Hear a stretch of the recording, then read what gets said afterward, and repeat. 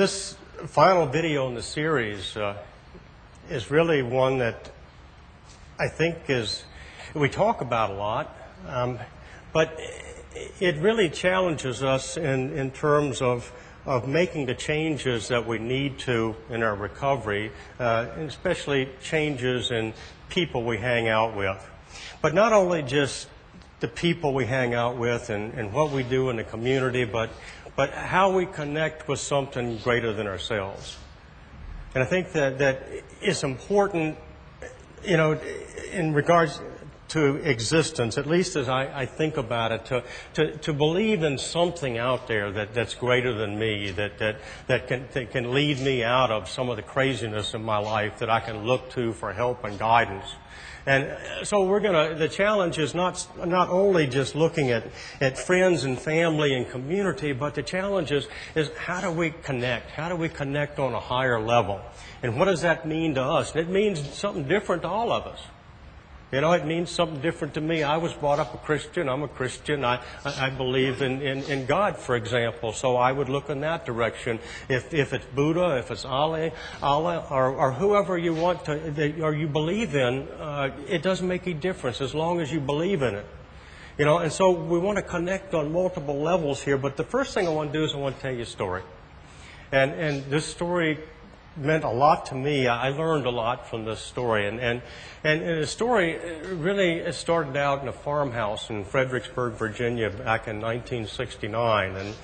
And in this farmhouse, we were partying, and a lot of us getting drunk. And a friend of mine pulled out some cocaine, and he put it out on a little plate, and he drew out some lines and invited us to come and partake. And I remember snorting a couple lines of cocaine, and I'd never had any before. And after I snorted that cocaine, I can tell you that I remember everything that happened in that room. I could tell you today who was there, what they were dressed in. We had on these bell-bottom jeans and tie-dyed shirts and all that stuff. Jimi Hendrix was on the stereo. There was this nasty-looking shag green carpet and wood panel on the walls. And when I went out the door, I looked across this field, and there was a stand of pines. And up in the sky were some white clouds. And I can't draw. But if I could draw that picture, that moment. And in that moment, I looked up at the heavens, and I said, God, where has this been all my life? This is a way I've always wanted to feel, and I never wanted to change. Any of you remember that experience with the drug, with alcohol?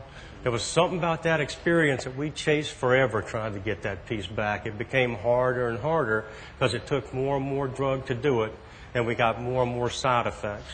It's interesting, scientists talk about toxicity. What that is, for us, that means we got a good buzz, okay? So I got a pretty good buzz off of that cocaine, and I remember that experience. That experience to me was spiritual. I felt connected. I felt like I was a part of what was going on. It was a perfect feeling. About 8 years ago, I was coming up my driveway, and I live at the end of a dead-end dirt road in Florida. And my son at the time was about 6 years old. And when he would hear my car coming down that dirt driveway, he would come running just as fast as he could, and he's screaming, "Daddy, Daddy."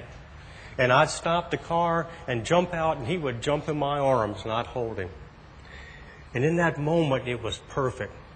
I never wanted that moment to ever end. But you know, it felt just like that moment with cocaine. The two moments felt just the same. Both were spiritual. One was false. One was sustaining. Throughout a lot of my life, I know the difference. You know, and in terms of understanding these things, my son taught me a lot. He taught me what real spiritual experiences were, really connecting with someone, really being with somebody. You know, wanting to be with them so much that you just wish that time would stop so you could just be there with them and no one would interrupt you. And that was the same experience I had with the drug. I just wish no one ever come see me so I could sit there, get high, not bother with anything. But that felt good. But it was false. Ended up in prison. Ended up losing everything. Lost my family. Lost everything in the whole world. lost it for the drug. I just didn't understand the difference. And so what I want to talk about is some of those differences, getting connected in a little different way. And I think that in terms of rounding off what we've talked about, this is probably the appropriate way to do it. Because I think that if we put forth the initiative, if we do these things we've talked about doing, and we top this off with having a belief in something greater than ourselves, that's sort of like the piece that brings it all to life. That sort of makes it much more colorful, much more connected. There's a feeling to that is just right. There's something that we want to experience as much as we can. And what I've learned in my recovery is that spiritual moments happen all the time. I have spiritual moments with you here. I made eye contact with a lot of you today, and I've had some really neat moments with you. And I feel those things on the inside. I get a feeling from you, and I appreciate that. I really do. It means a lot to